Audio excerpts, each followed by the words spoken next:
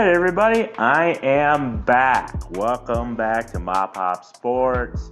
It's been a couple months or so. It's been a while since I've actually did a video. If you guys are following me, if you guys have not followed me, if you guys are wondering, I've actually relocated and moved to the Denver area, and I am currently selling sports cards full time. As a living, whether on eBay, whatnot. So just kind of give you guys a heads up on that. It's been about 6 months or so, a little bit over, about half a year, a little bit over half a year, I believe, that I've given up the day-to-day 9 to 5 job to try and do this for full-time living. I had some goals and everything of doing everything on eBay, whatnot. So let's just reconvene, let you guys know. And then also I will be posting more content on, a weekly basis, maybe every other day. I don't know. I'm going to try and do as much as I can. I had a goal of trying to reach, anywhere between 15 to 20,000 listings on my eBay store. Currently, I have about, I'll show it up here somewhere. I think it's like about 14,000 right now, and it's growing. I'm dedicated. I think I've kind of fine-tuned how many listings I can do a day, what kind of listings, things like that. So this might be a longer video than I anticipated, but I'll kind of give you guys a heads up to let you guys know where I'm at. So my thoughts are having about 200 to 250 listings a day. That's where I'm currently having of new listings, whether of singles, old cards, new cards, rookies, slabs, patches. That's where I've come to notice that takes a lot of time, guys, is going to be the patches, because my scanner. So if you guys are wondering what kind of scanner I use, I'm not sponsored by them. I don't even give a shit. But the current scanner I use here, I'll post a picture here somewhere. I don't know, wherever the case may be, right here somewhere. But anyway, it's the Fujitsu F1 8170. That's what it was, the Fujitsu 8170, and that's the current scanner I use for my single cards. Now, the reason why I use this scanner, I feel like I had an old Epson scanner previously, like the Epson 500 series, I want to say, and what I felt like, those left a mark on the cards or on the penny sleeves. It's like a running mark, I felt like, and it was a cheaper one. I mean, I probably got that scanner for maybe like $100 or so.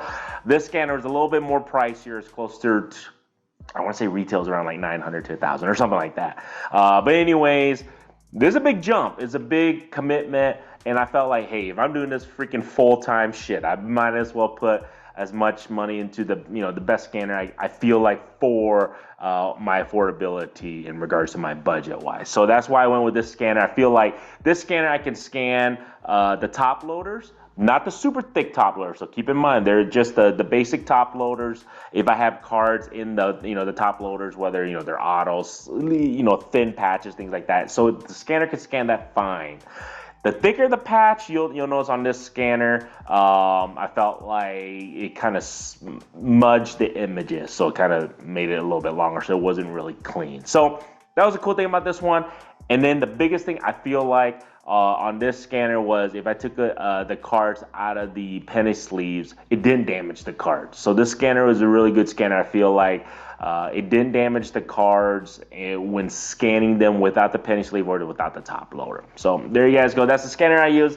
I feel like it goes pretty quickly. I can scan them pretty fast. So if you guys want to get a scanner, this is the one I currently use. Do I recommend it? Yeah. I mean, I compared to the Epson 500 series, which is like $800 less. Of course, I'm going to recommend the more expensive one. I feel like it's a better imaging and it doesn't damage the card. So there you go. Now let's talk about the store, because we just talked about the scanner real quick. So let's talk about the store real quick. I am really focused on my eBay store and growing it. I really want to get it to about, hopefully by my mid-year of next year, July, my goal is to hopefully have a close as possible to about 40 to 50,000 listings. I'm hoping. I'm not saying I'm going to. I'm trying to get to about 1,000 listings a week. If I can add about 1,000 listings a week, that should be approximately 20-ish thousand cards, hopefully listed by mid of 2024. That's my goal. Will I get there? I don't know. Currently at 14,000. If I can get about another 25, 30,000, I mean that it's a very lofty goal. I don't think I'll get there, but you got to have goals. That's what I feel like. Then how many sales am I doing a day right now? I'm doing anywhere between. It just depends on a good day, bad day. Anywhere between 20, I would say 28 sales to approximately 50 sales a day. So my thoughts are if I can double that would be ideal. Triple that would be really, really ideal. So quadruple that. That's my real goal. Luckily, people are like, how the hell are you doing this for a living? I have a wife that has a full-time job that can sustain while I'm growing my business. I hope you guys realize if you're looking to do this full-time, guys, you're not going to get rich. I'm pretty sure there's other content creators, doing this for full time or side gigs. You're not going to get rich. I'm not looking to get rich. I'm looking to be able to put food on the table for my family and do something I truly love and have the flexibility that I can take care of my kids. I have 4 daughters, 10 and under, guys. So I am everything from daddy daycare to drop off, pick up, and not having a boss to tell them, hey, I got to go pick up my daughter from school, or I got to take her to a doctor's appointment, or I got to do all that shit. That's the flexibility that I really want to grow this business. So I'm not looking to be rich. I just want to be able to have a sustainable where I can put food on the table, roof over the head, and also have the flexibility in being my own boss. So that's the biggest reason why I am doing this. And hopefully I can, cross my finger, I can still sustain this for the next several years. And I told everybody, hopefully by the end of 2023, I'm still employed by myself. I haven't fired myself yet. I came close a couple times, I'm not gonna lie. But I'm gonna continue this for another 6 more months and see where I'm at. You guys can come through the journey, man. You guys can see my store here and everything on eBay, and I'm hoping to grow it. And if you guys want to help support me, great. Go buy a card. I try to make them as cheap as possible. That's the one thing about my store. Pricing. A lot of people I've actually have asked me, how do I come up with the prices? I try to, as you're doing this, you'll know specific certain cards, how much they go for, how much you can probably price them at, the timing to look up specific cards. Obviously, that takes time, and you find a niche. There's certain times during the day where I know these cards are going for $1, $1.50, $2 at most. Bam, scan it, go, price it. Could care less, just making sure that the description, that's one thing too, the description sucks, that they match. You got to make sure they match. And the price of your items obviously take a little bit more time to price it out and everything. And then if you guys are wondering what program am I using, I'm using the Chrono Card. That's what I'm using, Chrono Card. Cronzio, I don't know, that's their company. So that's who I use. I don't use the Card Player or Card Pro or whatever dealer. I was going to use them. However, I felt like the Chrono Cards were more accurate in regards to the description. I'm not sponsored by them anyway, so don't give a shit either about that. I'm just letting you know my experience. The Chrono Cards, I felt like the descriptions match a little bit better. Not a ton better, but I think they're about equal. But I just felt like it was easier to use their template.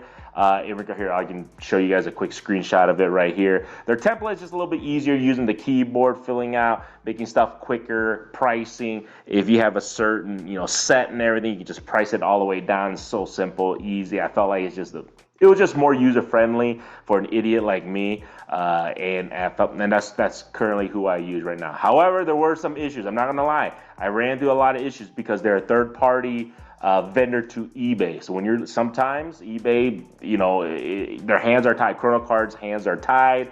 eBay has issues if their system's not accepting listings, or it's just a bunch of shit that happens. So there was a couple times, just like any other job, you have computer issues or technical issues. I had that issues a couple times throughout the last couple months.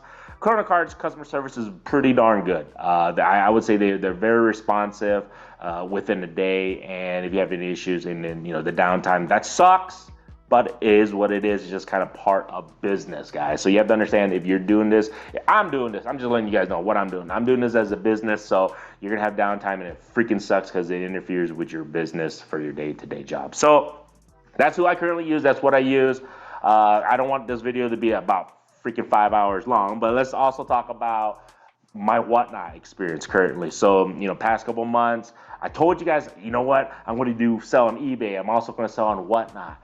Whatnot fucking sucks. I'm not going to lie. And when I say that, not because of the platform or anything like that. Platform is great. Sorry, Whatnot lovers. I like it. Some people don't like it. Whatever.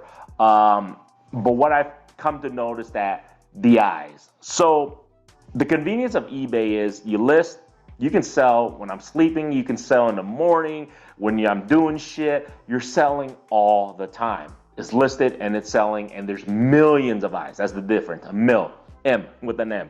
So there's millions of customer base, millions of eyes that are searching for specific cards, looking for cards that I might have, I don't have, whatever the case may be.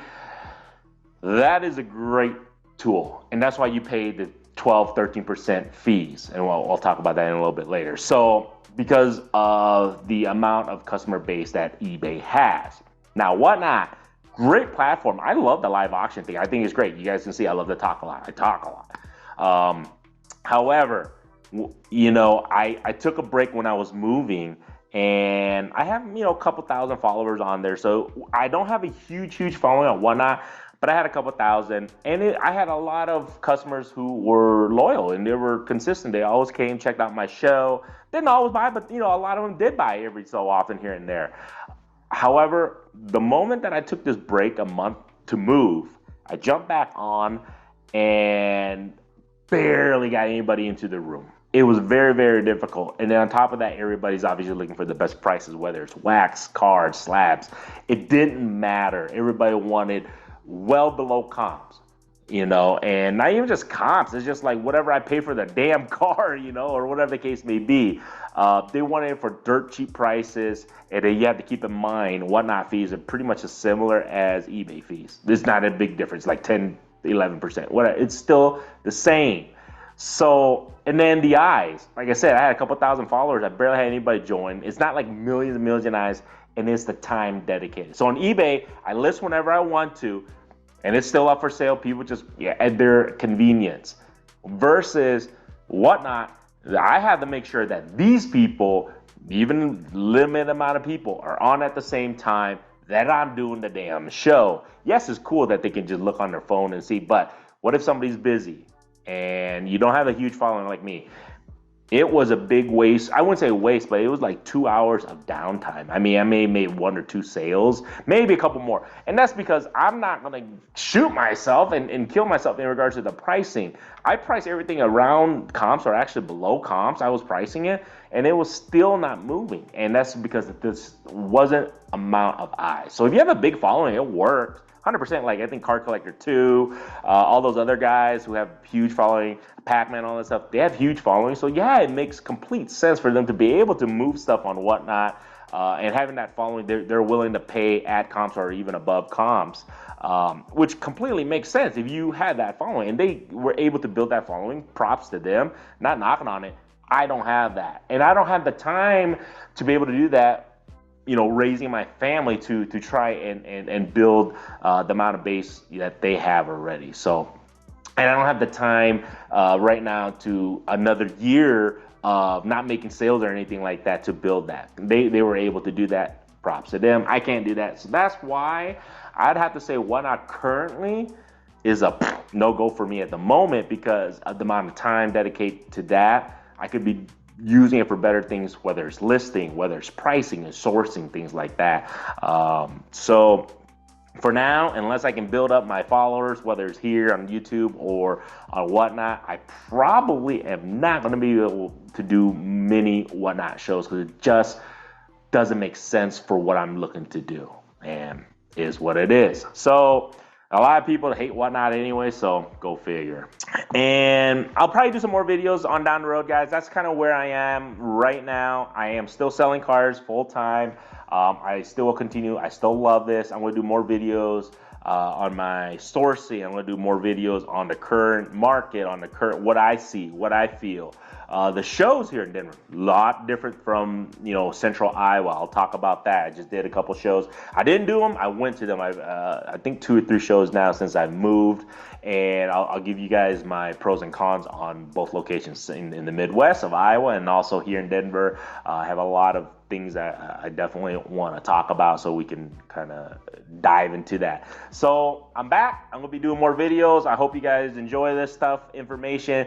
Feel free, hit me up, comment if you guys have any questions in regards to my pricings and to my store. Please do check out my eBay store. If there's anything that you guys can help me to grow and become a better eBay seller, become a better sports card guy, information wise, let me know. But that's kind of where I'm at right now. And stay tuned, guys. There's gonna be a lot more stuff coming down. I have so many things in this stupid brain of mine that I want to let you guys know, and just kind of, you guys are taking the journey with me of selling sports cards for a living and doing everything online at the moment. So there you guys go, man. If you guys watch this far, crazy, because this was a long ass video. But other than that, if you guys like this stuff, feel free to subscribe. I will try to minimize the swearing. I've been hit on that hard from my kids and everybody else, so I will limit the swearing. But it is what it is. Thanks, guys. Till next time.